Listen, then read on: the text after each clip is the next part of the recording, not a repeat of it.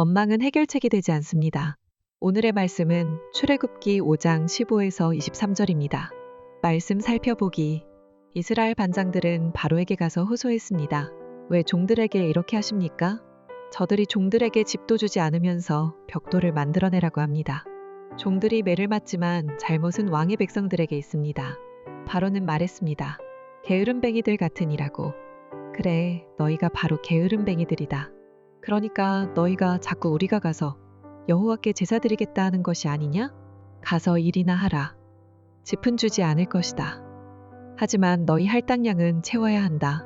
이스라엘 반장들은 하루치 벽돌 생산량은 줄어들지 않을 것이다 하는 말을 듣고 자신들이 곤경에 빠진 것을 알게 됐습니다. 이스라엘 반장들은 바로에게서 나오는 길에 자신들을 만나려고 기다리고 있던 모세와 아론을 보고 말했습니다.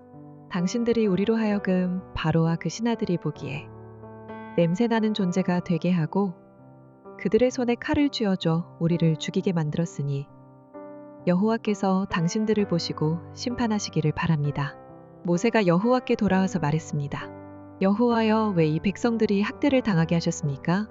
왜 하필 저를 보내셨습니까? 제가 바로에게 가서 주의 이름으로 말한 이후로 바로가 오히려 이 백성들을 곤경에 빠뜨렸습니다. 그런데도 주의 백성들을 구해주지 않고 계십니다. 말씀 이해하기. 바로는 광야에서 하나님께 절기를 지키겠다는 말을 듣고 이스라엘 백성을 보내주지 않을 뿐만 아니라 더 나아가 그들을 억압합니다. 이때 이스라엘의 반장들은 바로를 찾아가 어려움을 호소하지만 그는 이를 받아들이지 않습니다. 오히려 백성들이 게으르다며 하나님께 제사를 드리러 가려는 것도 핑계일 뿐이라며 더 열심히 일하라고 강요합니다. 이에 이스라엘 반장들은 자신들이 큰 곤경에 빠졌음을 깨닫고 바로가 아니라 모세와 아론을 원망하기 시작합니다. 그들의 상황을 해결해 줄 책임이 있다고 여겼기 때문입니다. 모세는 이들의 원망을 듣고 하나님께 나아가지만 결국 그도 하나님을 원망하게 됩니다. 원망은 문제의 해결책이 아닙니다. 오히려 문제를 어렵게 만듭니다.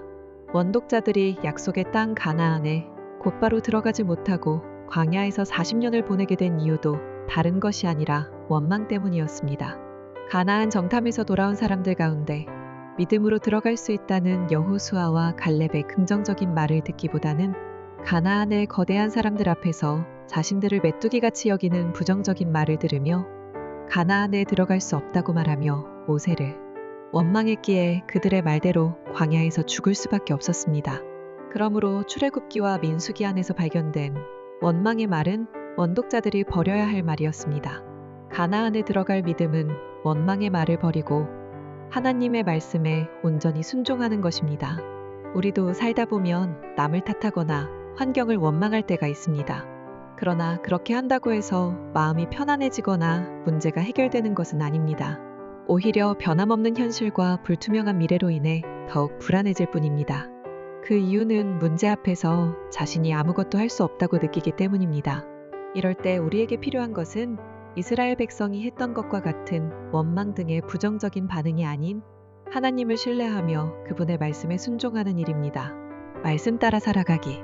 어려운 문제와 상황 속에서 다른 누군가를 탓하기보다 하나님의 도우심을 신뢰하며 책임감을 가지고 문제를 해결하는 능동적인 삶을 살아갑시다.